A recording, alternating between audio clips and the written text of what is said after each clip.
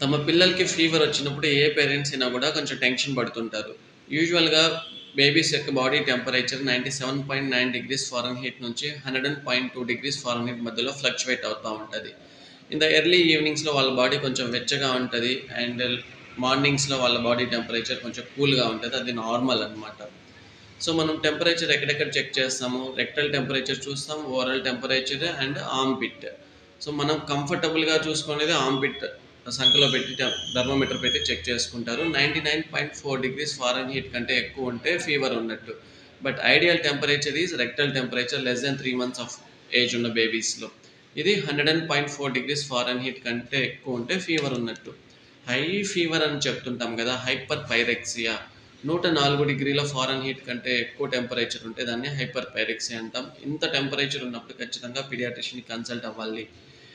And temperature ఎక్కువ ఉంటేనేనా sir worry అవ్వాలి, తక్కువ ఉంటే వరీ అవ్వనవసరం లేదా అని కొంతమంది పేరెంట్స్ అడుగుతారు.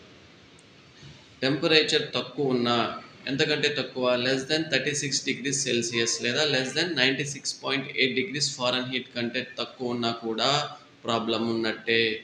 ఎక్కువ సెప్సిస్ ఇన్ఫెక్షన్ ఉన్నప్పుడు గానీ, లేదా వాళ్ళకి హైపోథైరాయిడిజం గానీ, ఫీవర్ ఉందని కదా చెప్పి పారాసెటమాల్ డోసెస్ ఎక్కువ వేసినప్పుడు గూడా వాళ్ళ బాడీ బాగా కూల్ అయిపోతది.